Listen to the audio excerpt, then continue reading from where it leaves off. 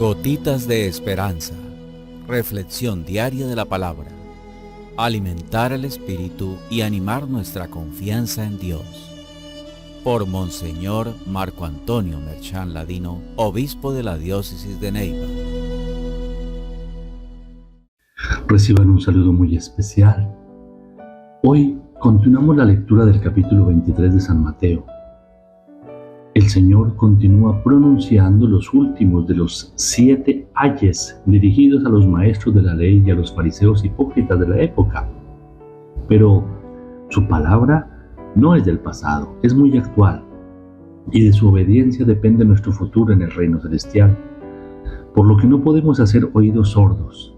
Todos, en mayor o menor grado, estamos infectados de la levadura de los fariseos, de manera que esta llamada del Señor debe llevarnos a mirar dentro de nosotros mismos, descubrir allí la presencia de ese virus maligno, extirparlo y corregir el camino de seguimiento del Señor.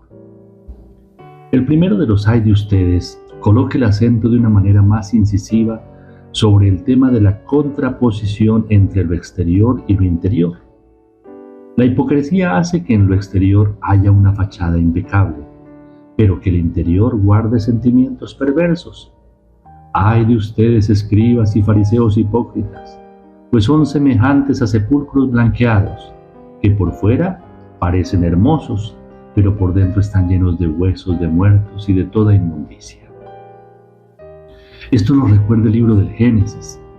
El fruto del mal es siempre en lo exterior hermoso, apetecible a la vista, luminoso y atrayente, pero como todo fruto maligno, por dentro está lleno de veneno y de muerte. Y hace recordar también el discurso de las bienaventuranzas, allí la insistencia del Señor para que no hagamos el bien solo para ser vistos, pues si se hace, no se tendrá la recompensa del Padre Celestial. Lo que cuenta en realidad es lo que somos ante Dios y no lo que aparentamos ante los hombres. Por eso dice el Señor, así son ustedes, que por fuera aparecen justos ante los demás, pero por dentro están llenos de hipocresía y de maldad.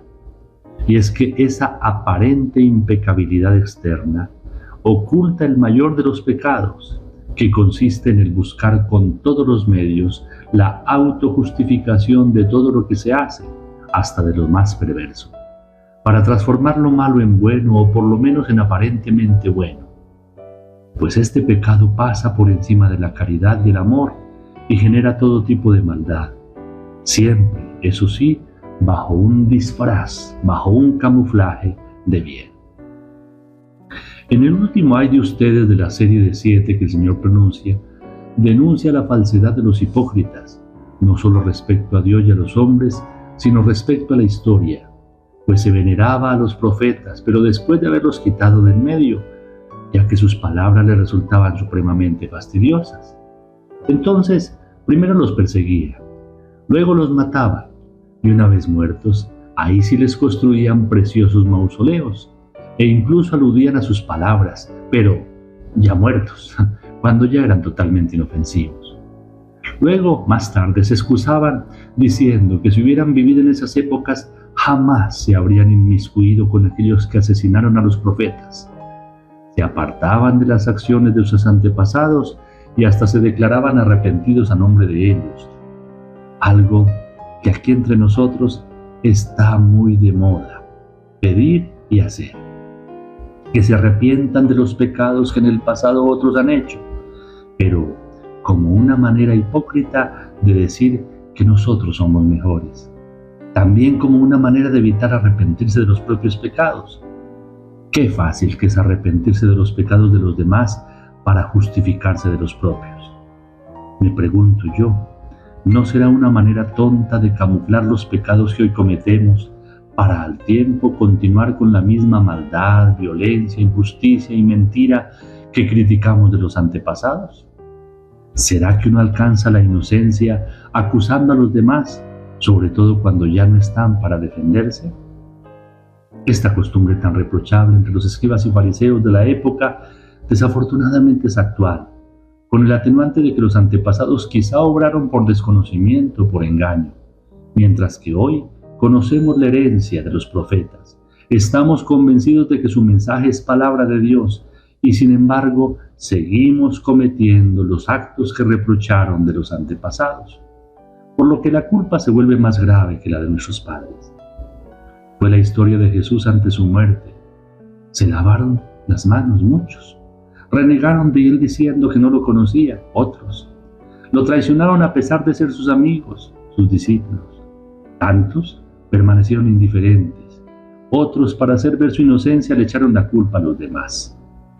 Han pasado 2000 años y por desgracia continuamos en las mismas, cada uno en el pecado contra el hermano.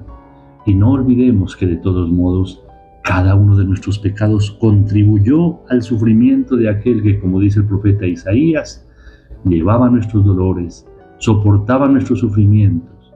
Aunque nosotros lo creíamos castigado, herido por Dios y humillado, eran nuestras rebeliones las que lo traspasaban y nuestras culpas las que lo trituraban. Que el Señor nos ayude a reflexionar en esta palabra y hacer la vida en nuestra cotidianidad. El Señor esté con ustedes y la bendición de Dios Todopoderoso, Padre, Hijo y Espíritu Santo descienda sobre ustedes y los acompañe siempre. Amén.